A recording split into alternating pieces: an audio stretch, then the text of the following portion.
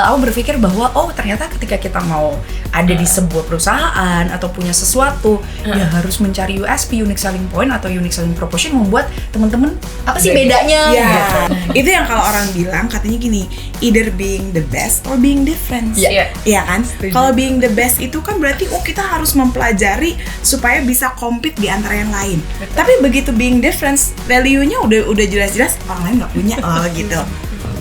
Keren deh. Prosesnya itu seperti apa ya supaya bisa kita tuh dapat ini kayaknya USP aku deh yang beda. Selalu kosongkan gelasmu, winners. Jadi dimanapun kamu berada, ya sama siapapun kamu bertemu, bayangkan kamu tuh gelas kosong yang siap untuk menerima saran, masukan atau knowledge dari siapapun.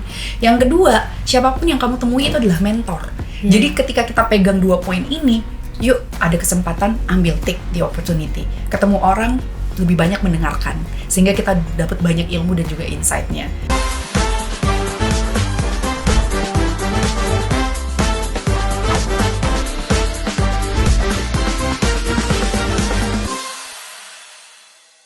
Hai winners, kembali lagi di BVR Wanita Ninja Talk bareng aku Renji and Miss D. Hi winners. And it's a 1000th episode of BVR Win Talk, and kita seneng banget hari ini karena wanita ninjanya juga gak kalah spesial.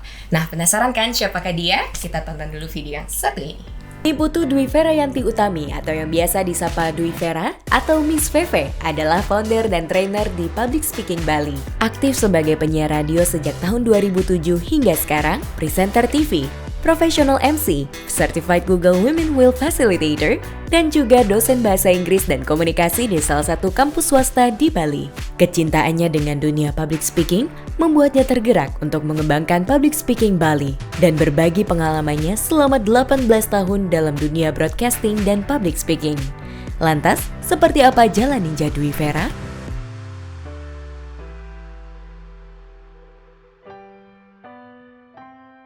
Miss Feve, welcome to BVR Studio. Selamat datang. Akhirnya senang banget ya. Ini nggak kerasa udah 12 episode. Dan kita kedatangan tamu spesial. Nyaman banget, keren banget, happy banget hari ini bisa ketemu sama Miss D dan juga Renji. Setelah sekian reschedule. Iya maaf ya. Miss D ke Dubai, Eropa. Kemarin ya. Tapi finally ketemu. Biasa ya, akhirnya kan ada waktu yang pas ya kan, berjodoh. Iya. Mudah-mudahan juga itu yang kalau kita bilang katanya udah nih energinya udah pas nih sekarang. Satu frekuensi gitu ya. Selalu di waktu yang tepat. Ya betul. Kayak kita ketemu Miss Feve waktu itu pas acara Coinfest ya. Betul, seru banget. Dan Itu kita, yang hari kedua ya kalau nggak salah ya. Hari pertama justru. hari pertama ya. Hari pertama. Iya. Pas lagi bahas apa ya waktu itu ya? Token. Ya. Iya, tokenize di benar-benar. situ. Pas ada dari Bank Mandiri, BRI. Nggak apa-apa ya disebut ya. Kali aja masih Kali aja kosong loh, Pak. masuk ke sini nanti ya. Sponsor spesial. Mancing. Masih ada space Sengaja. juga. Mancing ya kan, mancing keributan. Tapi seru banget loh, kita akhirnya kemarin ketemu di acara itu, tapi gak sempet ngobrol. Karena Miss Feve lagi ini juga Lagi di MC. stage, Renji sama Miss D juga ini ya. Lagi visit mendengarkan. beberapa ini ya. Iya. Itu experience yang menarik sih ya, Iya. karena ternyata kan future tentang ekonomi tuh macam-macam ya kan. Jadi itu sesuatu yang buat kita ya sangat menarik dan mudah-mudahan kita juga akan segera luncur. Can't wait. Belum bisa spill ya. Belum bisa Diam spill. dulu deh. Kalau mau lihat-lihat bisa tuh ada Instagramnya kita @BVRToken. Disebut juga akhirnya. Mention ya. Mumpung ya. Sekalian ya. Sekalian. Nah seru banget sih, kan kita udah sempat lihat nih perjalanan Miss Feve yang udah, kalau orang Bali pada kenal lah sama Miss Feve ya, kalau nge-MC acara wedding atau apa, gathering, acara-acara besar pasti ini MC-nya gitu. Nah pengen tahu dong Miss Feve, gimana sih perjalanannya hingga akhirnya bisa jadi Miss Feve yang sekarang? Wow. Kalau misalkan kita cerita perjalanan Miss D dan juga Renji, nggak apa-apa kita flashback ya. Boleh. Flashback ketika tahun 2007 saat itu. Jadi saya masih sekolah SMA, suka banget dengerin radio. Jadi awalnya ternyata sebelum jadi MC, seorang anak sekolahan Kepang 2 pakai seragam bolak-balik basecamp sebuah radio untuk dateng nyamperin penyiarnya karena saking ngefansnya sama penyiarnya dan suka banget dengerin radio. Pendengar setia. Sampai akhirnya ngobrol-ngobrol di sana, Kak, aku suka banget nih dengerin radio. Terus ketika nelpon, salamnya disampaikan, terus kayak suara aku muncul di radio tuh kok happy-nya luar biasa. Sampai akhirnya ada bukaan waktu itu lomba kompetisi SMA SMK Sebali. Akhirnya apply di situ. Gitu sih. Jadi awalnya tuh seorang penyiar radio cilik ya, perwakilan SMA SMK Sebali gitu Wisdi. Berarti memang passionnya udah ke situ ya dari dulu ya. Dari SD SMP tuh suka banget dengerin radio karena tetangga. Ini kayak sebuah kebetulan. Jadi jangan sampai sepelekan kebetulan, winners. Ya. Jadi sebelah rumah kok semua dengerin radio, kenapa ya? Seru nggak ya? Coba deh gitu. Oh ternyata bisa telepon. Wow, suara aku kedengeran. Salam aku disampein sama penyiarnya gitu. Iya. Seneng banget. Tapi kalau ditarik lagi ketika SD, ternyata Mama tuh ngedidik banget untuk bidang broadcast, terutama kayak lomba baca puisi. Jadi dilesin bahasa Inggris, terus lomba baca puisi, terus disuruh aktif di organisasi waktu itu, ketua kelas, OSIS. Ternyata ketika kita ingin menjadi seorang public speaker, dari dini atau sejak kecil itu adalah salah satu langkah kecil yang kita bisa lakukan. Iya. Nah, ini aku makin percaya nih, gitu kan. There is no coincidence ya kan. Betul. Saya dulu pemenang juara polisi jadinya puisi. Puisi juga. Ya ampun Miss D. Jadi aku tuh dulu hobi banget, seneng banget baca puisi. Jadi kalau dulu tuh ya waktu pelajaran bahasa Indonesia itu suka ada kan, misalnya bikin puisi gitu ya. Terus dibacain depan kelas. Itu kayak aku pokoknya harus pertama. Ini Renji baru tahu loh Miss. Akhirnya flashback semua ya. Iya, beneran. Jadi lomba puisi itu aku seneng banget gitu. Kan ya, ternyata terbukti loh ya. Tapi Miss Di no wonder public sih. Kemarin kan kita ada challenge yang apa arti cantik ya. Terus Miss Di udah bikin juga itu tulisannya. Terus aku pikir ya ampun kok bagus puitis ya. Kok bagus. Ternyata ada fun fact di belakang. Ada bakat yang terpendam dari Miss Di ya. Gitu. Seru. Iya, jadi itu awalnya penyiar radio, akhirnya 2008 di Bali TV ada bukaan lagi, kompetisi lagi saya ikut. Sama Mama juga yang bantu ngarahin sampai akhirnya masuk 10 besar tapi nggak juara. At the end ada coincidence lagi, produser yang lihat ini kok ada anak kecil cewek bawa acara dunia otomotif, sangat bertentangan. Jadi tomboy banget dulu, saya tomboy banget. Pas banget presenternya ternyata off karena beberapa kegiatan saya dilihat di kontak casting ya 3 kali sesi, kalau oke kita perpanjang. Akhirnya cocok. 10 tahun saya pegang acara dunia otomotif, bertemu dengan klub-klub mobil. Wow. Jadi bapak-bapak, mas-mas beli-beli yang masih ingat salam otomotif. Salam otomotif ya. Salam otomotif. Keren ya. Iya. Merinding. Ini deh kalau misalnya kita tapping Wintalk pasti udah jam merinding-merindingnya. Iya, karena tiba-tiba tuh karena kita flashback experience-nya Miss Feve gitu kan. Terus kayak ngebayangin, Miss Feve yang segerli ini bawain acara otomotif. Oh my goodness. Gila, keren banget sih. Dan itu kan Dan 10 tahun loh. 10 tahun pegang berarti otomotif. ngerti lah ya spare part mobil. Satu dekade. Ada Sesuai brief. Cuma ada yang unik. Ketika casting waktu itu kita masuk ke sebuah studio kayak gini ya, produser, sutradara semua kumpul, satu-satu masuk untuk casting. Saya dilemparin lap dari produser, wah udah kerasa banget tuh uji mentalnya. Coba kamu sekarang syuting seakan-akan lagi ngelap mobil, dikasih lapnya. Ngomong bebas. Nah saat itu ternyata ada keliru bilang merek. Iya, jadi keliru bilang merek salah satu kendaraan. Jadi itu yang buat kayak gimana sih nih harusnya. Iya ya, padahal yang paling krusial. Ternyata mereknya kompetitor. Iya, bener. Ya mungkin itu beberapa pertimbangan, tapi seru sih kalau misalkan inget lagi zaman dulu gimana uji mental dimulai. Jadi saya ngerasa bersyukur banget sekarang karena ketika seleksi radio dan TV itu bener-bener dicari. Orang mungkin bilang USP, unique selling point. Ditanya, kamu kenapa pengen jadi penyiar radio? Apa yang buat kamu berbeda sehingga saya terima kamu jadi tim dari radio? Sebelah saya bilang suka silat, dia siaran sambil silat.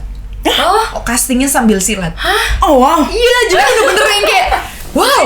Aku SMA udah yang kayak oke, gini ya kita bener-bener ada di bidang apa kompetisi dan lain sebagainya. Terus saya ditanya, Vera apa? Nah saya waktu itu nggak punya skill silat atau saya bilang saya suka bahasa Inggris. Anak SMA saat itu yang langsung ditodong, ya udah sekarang coba opening pakai bahasa Inggris.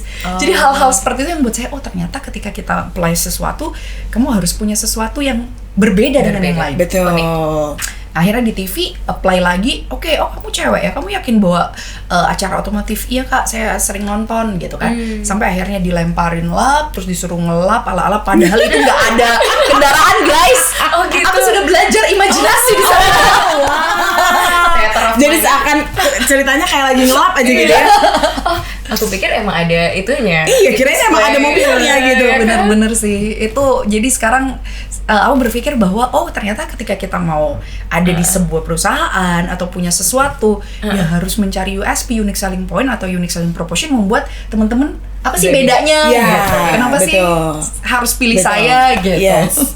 Itu yang kalau orang bilang katanya gini, either being the best or being different. Iya. Iya kan? Kalau being the best itu kan berarti kita harus mempelajari supaya bisa compete di antara yang lain. Betul. Tapi begitu being different, value-nya udah jelas-jelas orang lain nggak punya gitu.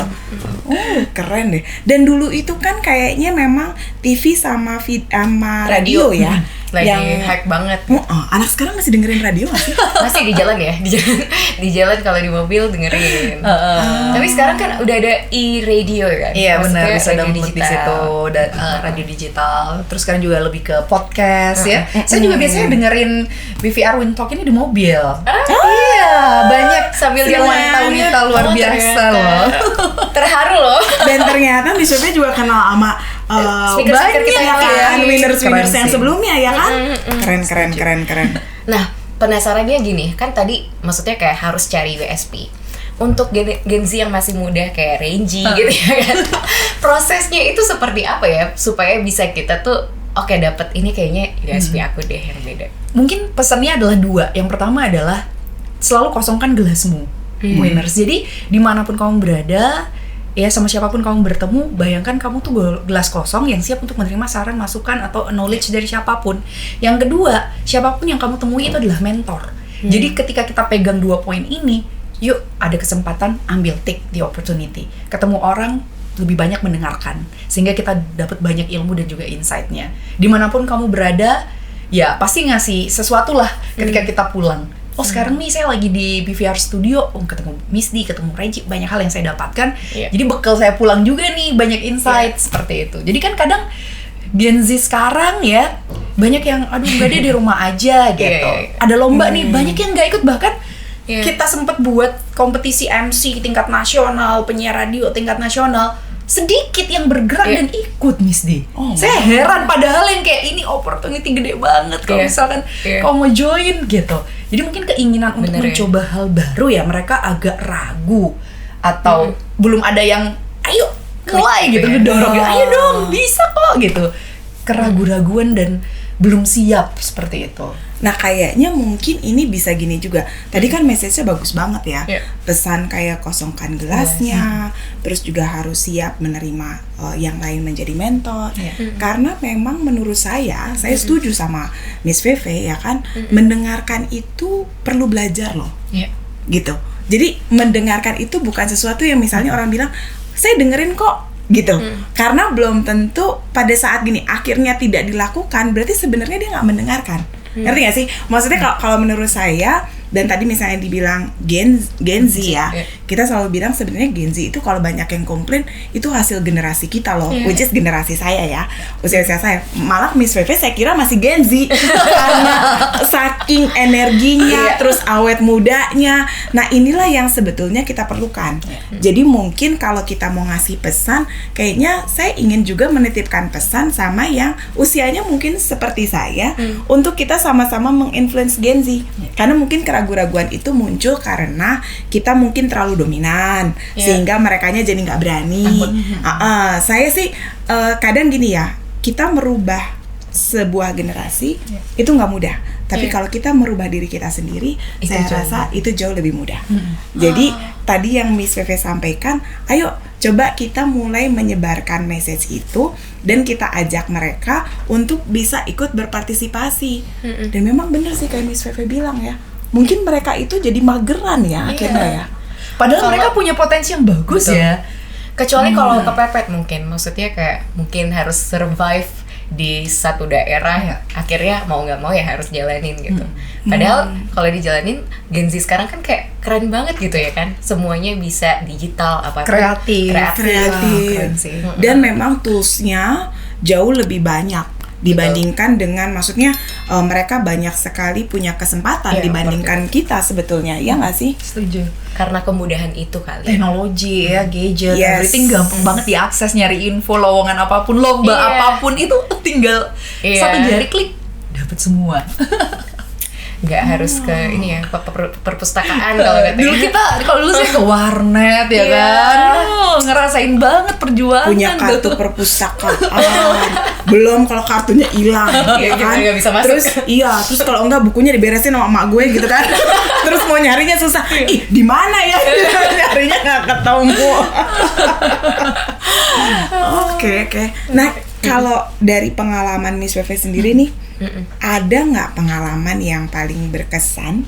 Either itu misalnya kayak susah banget, kayak hampir aduh gue nyerah deh gitu, atau ternyata misalnya pengalaman yang bikin wih ini tuh achievement aku yang luar biasa. Nah, boleh dong sharing pengalaman itu. Yang paling tidak pernah aku lupain Miss Di dan juga Renji itu adalah ketika apply. Jadi penasaran banget zaman SMA tuh ada JKT bagus, turun-turun itu aku sampai coba lebih dari 5 kali, 6 kali, tapi percobaan yang kesekian baru dapet.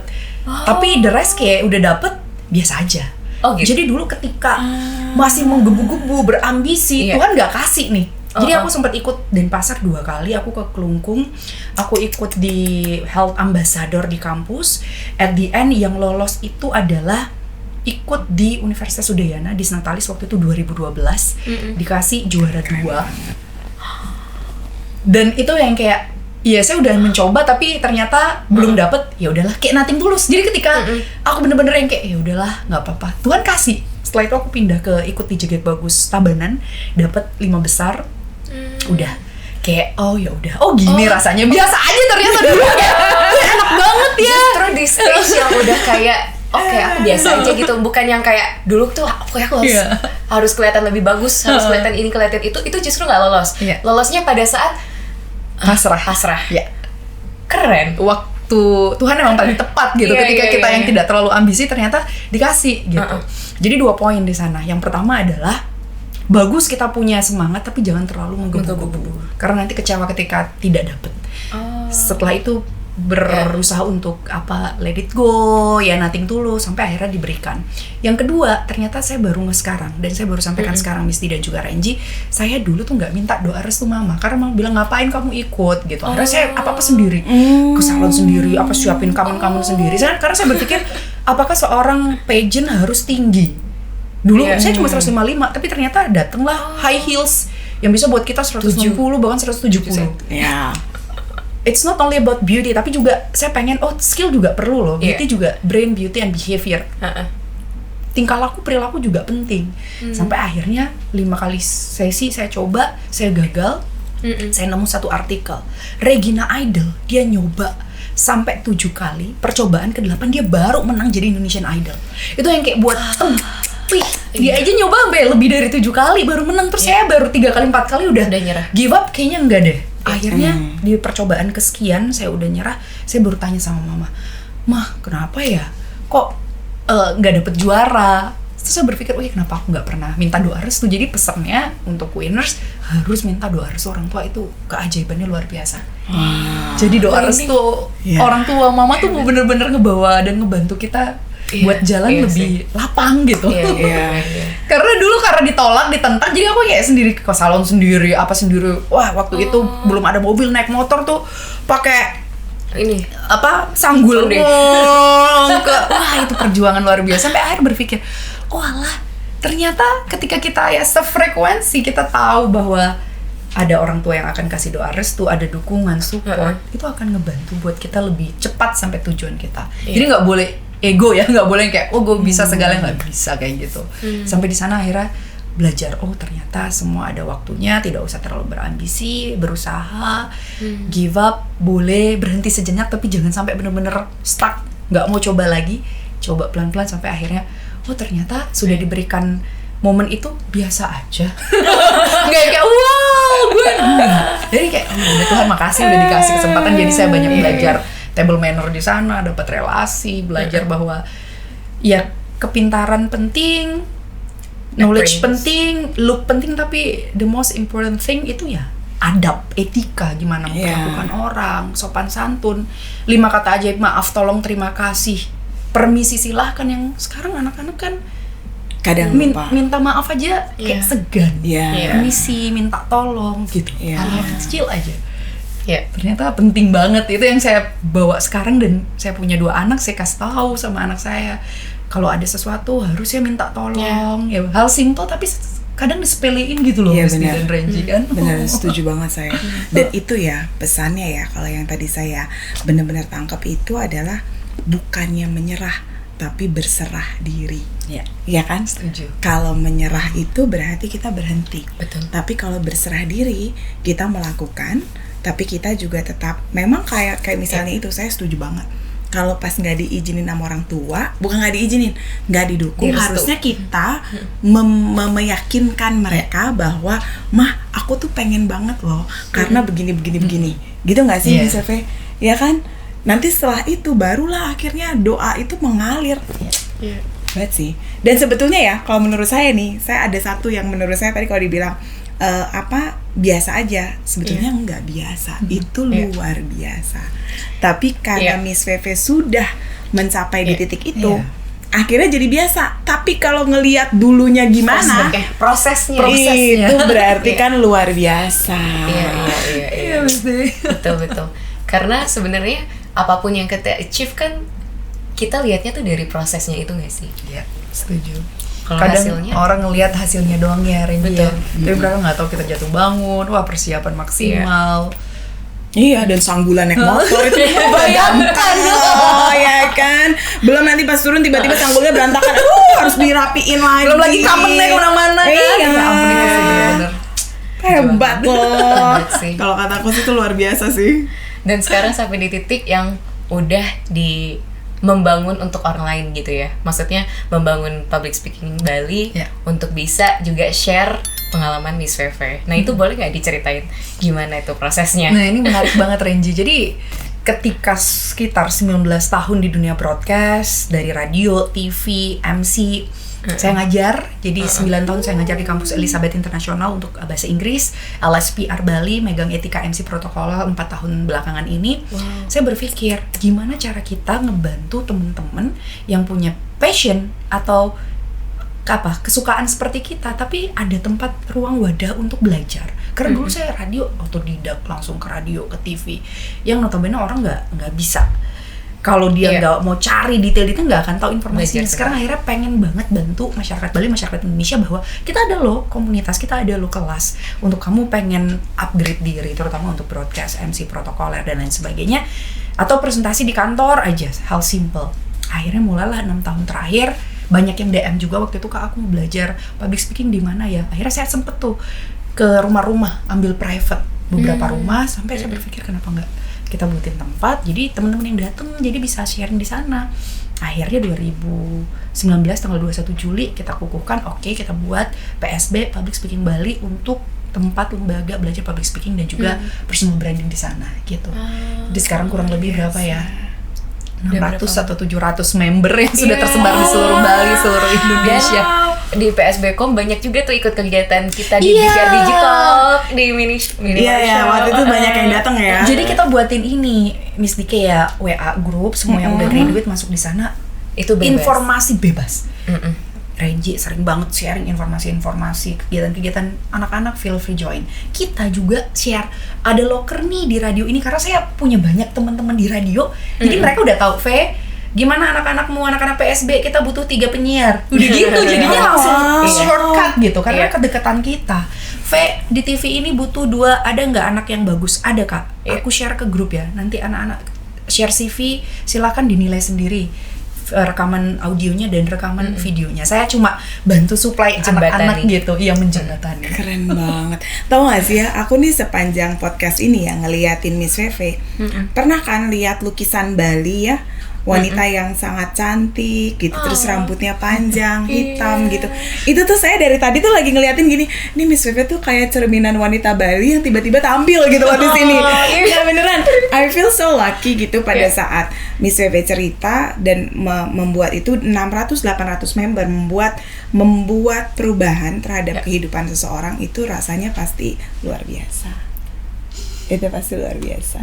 So, thank you so much. Terima Itu kasih. jadi Benar-benar banget sih.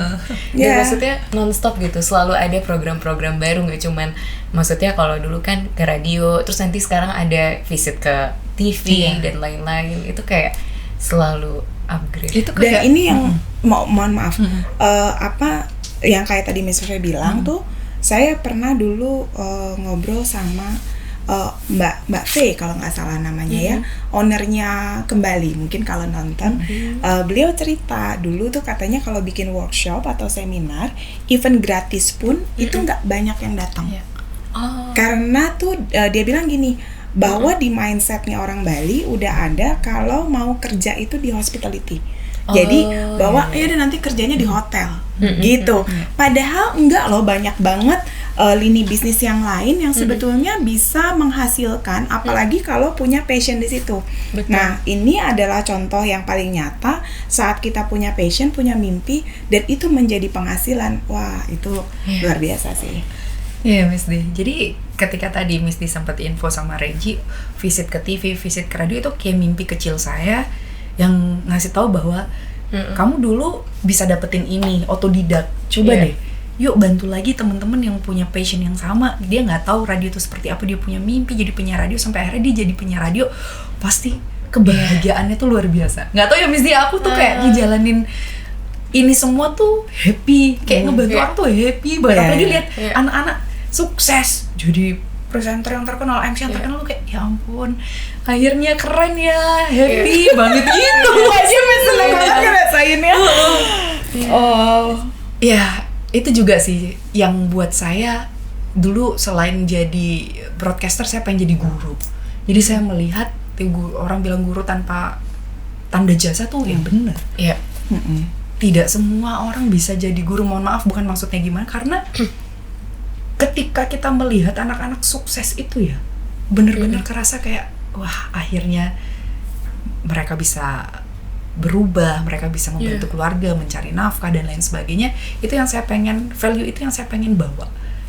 Jadi mengubah orang yang tidak tahu menjadi tahu, yang sudah tahu menjadi paham, sampai akhirnya mereka bisa membantu orang-orang lain di sekitarnya sehingga bermanfaat. Hebat. Ya itu yang diperlukan oleh menurut saya Indonesia saat ini adalah generasi seperti Miss Feve ini, karena membagikan pengetahuan ya kan, sampai membuat orang bisa melakukan itu benar-benar ya itu tanpa tanda jasa. Itulah luar biasa. Dan ternyata formnya kita menjadi guru itu tidak selalu harus jadi guru di sekolah. Ya kan, ada form yang lain yang akhirnya bisa membuat kita sharing itu. Setuju sih.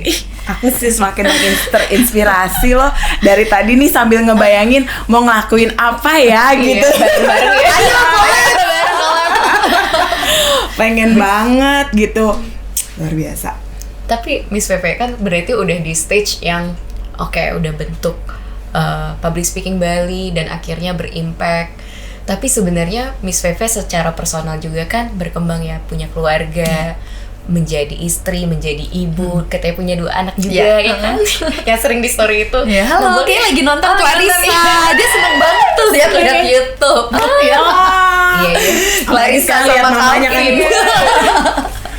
Boleh diceritain gak sih gimana caranya untuk menyeimbangkan itu? Karena kan kita tahu ya, maksudnya role perempuan itu sangat banyak. Seperti apa tuh, Miss?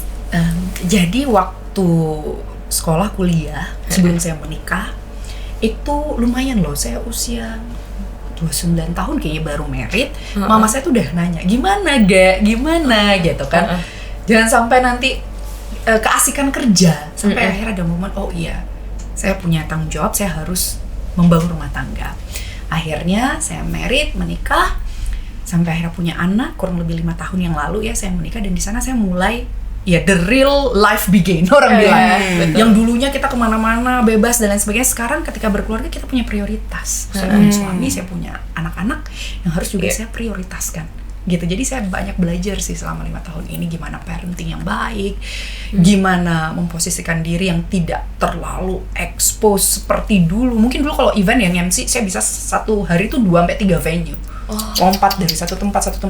Ya sekarang nggak bisa. It's not only about quantity but quality. Jadi nggak bisa kalau misalnya 2 event saya udah capek lelah, kasihan event berikutnya tidak dapat maksimal. Akhirnya saya batasi. Oh ternyata satu hari hanya 1 event, dan mulailah muncul ide. Suami saya bilang, kenapa kamu nggak buat MC manajemen? Jadi ketika kamu tidak bisa, ya ada nih anak-anak yang bisa bantu di titik berapa, ada satu hari 3 event ya, 2 event dipercayakan dengan yang iya kita bagi-bagi rezeki juga ya, kita bagi-bagi tempat dan ruang juga untuk bertemu untuk teman-teman gitu. Akhirnya mulailah ada Dwi Talent Management. Di sana saya pengen ngewadahin teman-teman yang suka nih MC dan tapi dia bingung saya MC-nya di mana ya, nggak ada jobnya di mana ya, nyari jobnya di mana gitu. Sampai akhirnya ya udah kita kasih yang kita percaya, boleh dibantu ya di tempat ini dan tempat ini gitu. Jadi ternyata di situasi kita bingung mencari jalan atau arah mana, Tuhan kasih. Kenapa nggak ini? Kenapa nggak ini? Kita coba gitu. Tapi tetap sih berusaha belajar jadi ibu, istri yang baik juga. Ya pasti nggak luput dari kekurangan juga, yang nggak ada yang sempurna. Tapi ya dengan dukungan suami dan keluarga, saya yakin semuanya bisa pelan-pelan kita jalan beriringan gitu. Hebat ya, malah dari keterbatasan itu menjadi satu kelebihan akhirnya. Betul.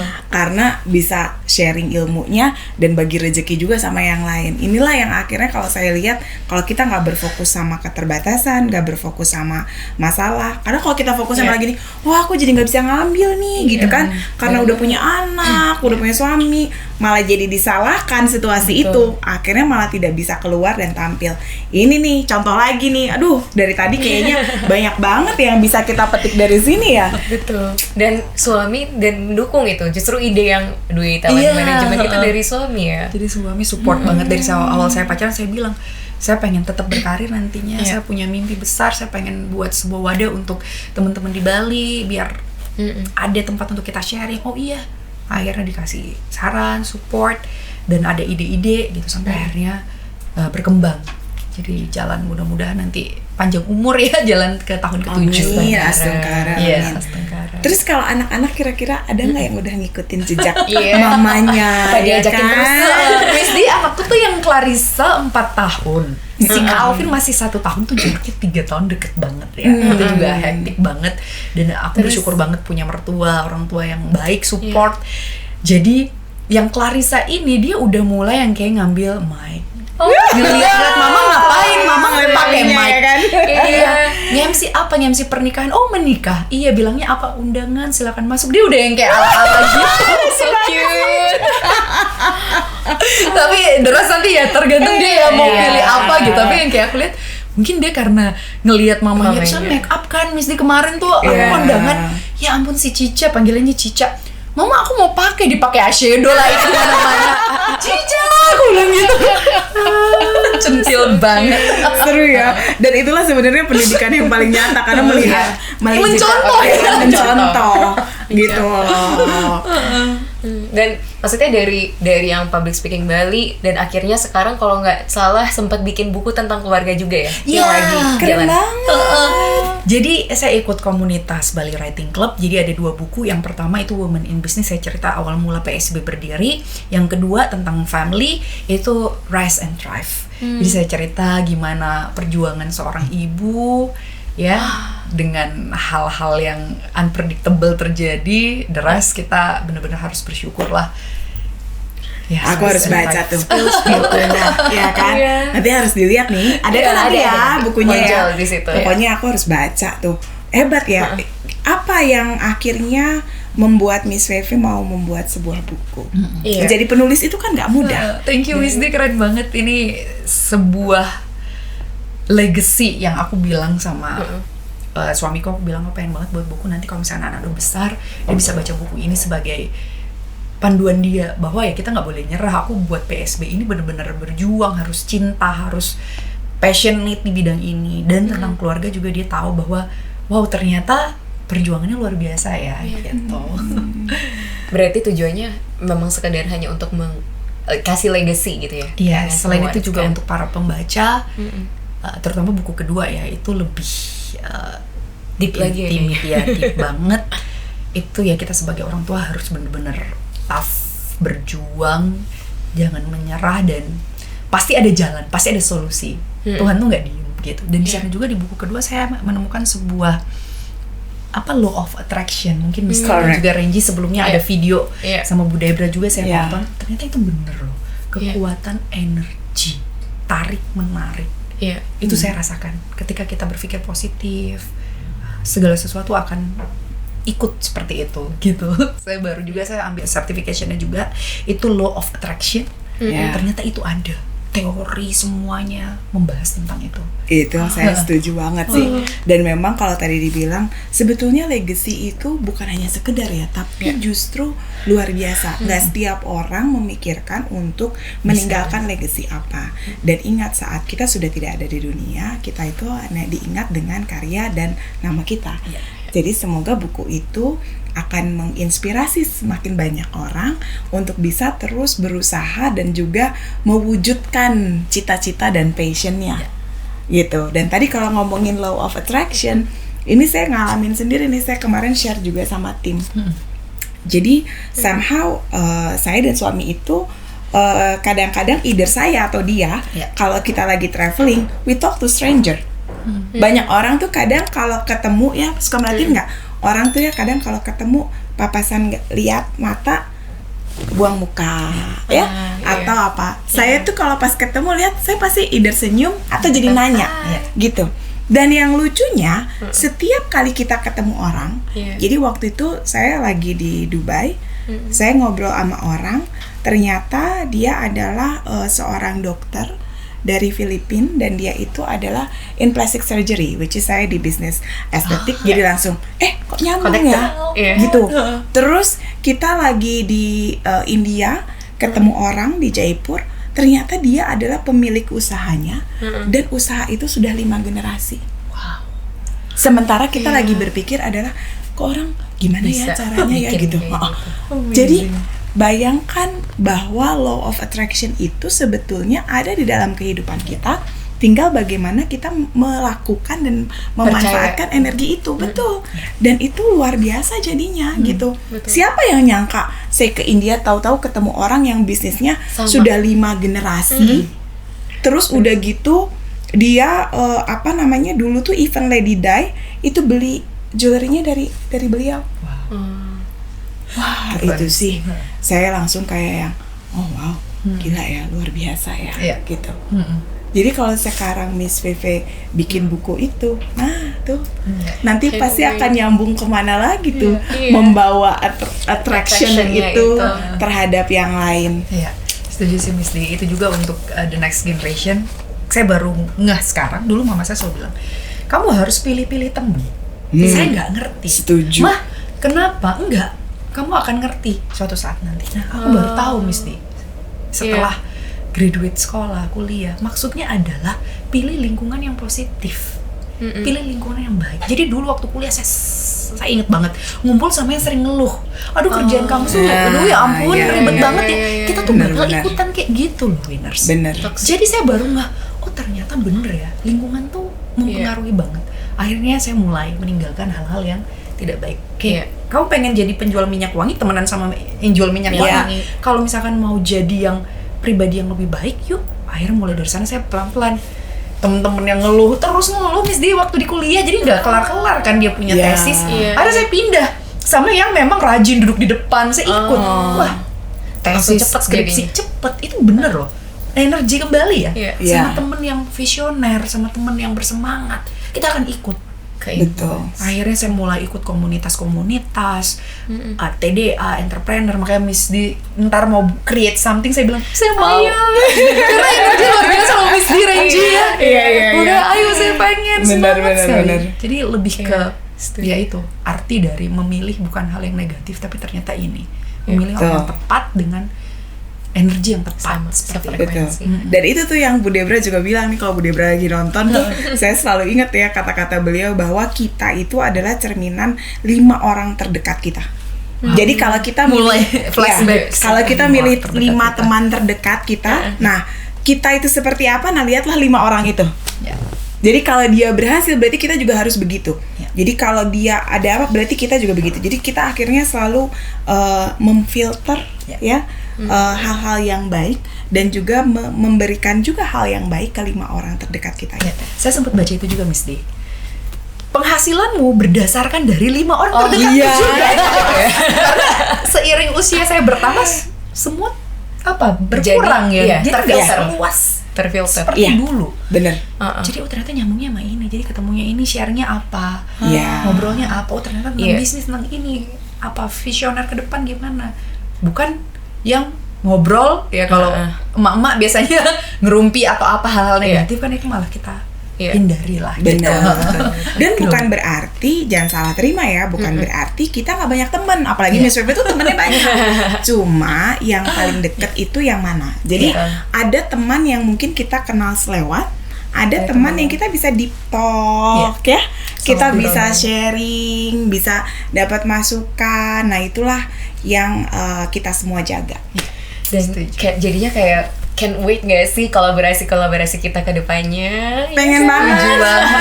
Makanya tadi 1 dozen itu saya gini, gak kerasa ya udah 12 dan saya yakin akan ada dozen-dozen berikutnya. Tapi dozen inilah yang memulai perjalanan wanita ninja kita ya. Dan saya sangat berterima kasih luar biasa sama semua winners yang nonton, yang mendukung wanita ninja, dan juga semua speaker yang hebat-hebat. Agak emosional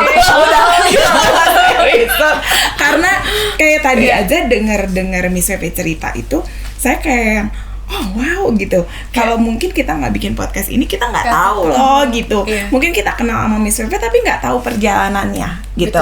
Dan sangat luar biasa kita dapat kesempatan di satu lusin episode ini, ya kan? Ada seorang MC. Di mana dulu episode pertama juga seorang MC yang luar biasa, Mbak Eci. Halo. Jadi ini benar-benar buat kita satu perjalanan, dan saya mudah-mudahan terus ya, tentunya kita berharap 12 episode lagi berikutnya kita punya perjalanan yang baru lagi, dan tentunya juga tetap bisa connect dengan energi-energi sebelumnya. Amin, astagfirullah. Dan kebetulan banget tadi pagi Renji lihat story, ada memori dari archive-nya story bahwa bulan ini itu bulan kita launching Wanita Ninja Talk. Bulan ini ya. Iya, kayak tepat 1 tahun deh. Happy banget sih, happy banget. Deg-degan jadinya. Oh my god, ya. Jadi stay tune terus karena akan ada aktivitas-aktivitas, program-program menarik dari BVR Wanita Ninja Talk. Turunan-turunannya nanti kita akan spill. One more thing buat closing, mungkin satu pesan untuk winners yang ada di rumah dari Miss Feby. Satu pesan dari pengalaman tadi ya, sharing dari awal banget terjun ke dunia broadcast ini, saya ingat katanya Barack Obama, lebih baik mencoba dan gagal daripada tidak mencoba sama sekali. Jadi silakan, ada kesempatan, take the opportunity, pilih lingkungan yang tepat, pilih mentor yang tepat sehingga bisa bantu para winners untuk mencapai apapun yang diinginkan. Wih, Tentunya keren karena banget. kita bukan wanita manja, tapi kita Wanita Ninja. Bye winners. Thank you.